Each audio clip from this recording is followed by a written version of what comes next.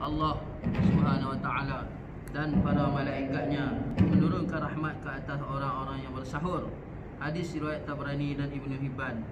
Begitu besar rahmat dan nikmat, begitu besar nikmat dan ihsan Allah Subhanahu wa taala ke atas umat ini, sehingga melalui keberkatan Ramadan Dia telah menjadikan makan sebelum berpuasa yang dinamakan bersahur itu pun satu perkara yang mendatangkan pahala. Dengan bersahur juga orang-orang Islam diberikan ganjaran. Banyak hadis yang menyebutkan kelebihan dan ganjaran bersahur. Allamah Aini radhiyallahu an telah menukilkan ijma' ulama bahawa bersahur adalah sunat. Beliau juga telah menukilkan hadis-hadis daripada 17 orang sahabat radhiyallahu anhum tentang kelebihan bersahur. Ramai manusia yang terlepas daripada kelebihan bersahur kerana kemalasan, dan ada sebahagian yang lain pula selepas sahaja salat tarawih terus makan lalu pergi tidur. Mereka ini juga terlepas daripada ganjaran tersebut. Dari segi bahasa, sebagaimana yang tulis dalam kamus, sahur adalah makanan yang dimakan ketika hampir waktu subuh. Sebahagian ulama mengatakan bahawa waktu sahur bermula setelah separuh malam berlalu. Sementara penulis kitab Al-Kashaf pula berkata bahawa masa bersahur ialah 1/6 dan terakhir daripada malam, yakni seluruh waktu malam dibahagikan kepada 6 bahagian dan masa bersahur adalah sebahagian yang terakhir. Contohnya ialah jika tempoh terbenam matahari sehingga naik fajar shadiq adalah 12 jam, maka 2 jam terakhir ialah masa untuk bersahur.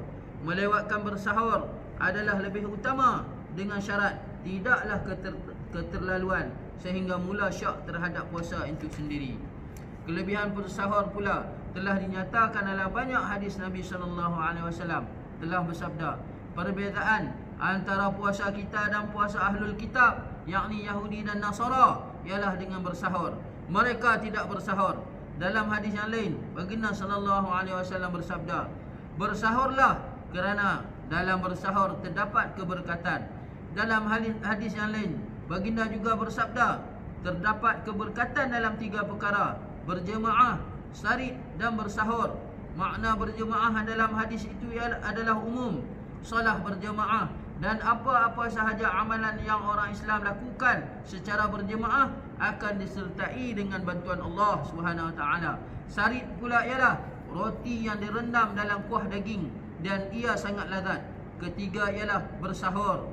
Apabila baginda SAW memanggil mana-mana sahabat untuk makan sahur, masa bersama baginda SAW bersabda, datanglah dan makanlah makanan yang berkat ini. Dalam satu hadis baginda SAW bersabda, bersahurlah untuk mendapatkan kekuatan berpuasa dan tidurlah pada waktu tengah hari, yakni khailulah, untuk membantu membangun pada akhir malam.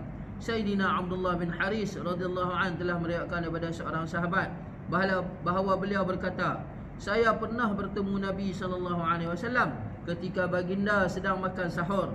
Baginda telah bersabda, bersahur adalah satu perkara yang diberkati oleh Allah, telah dikurniakan kepadamu. Janganlah kamu meninggalkan bersahur. Baginda telah memberi galakkan untuk bersahur dalam banyak hadis, sehingga kan baginda telah bersabda, jika tiada apa-apa, maka makanlah walaupun sebiji tamar kering dan minumlah walaupun seteguk air. Oleh kerana itu, hendaklah orang yang berpuasa mengambil berat terhadap amalan yang memberi 2 faedah ini, iaitu untuk kesenangan dan manfaat diri sendiri, di samping memperoleh pahala dengan percuma. Wallahu a'lam. Wabillahi taufiq wal hidayah. Wassalamualaikum warahmatullahi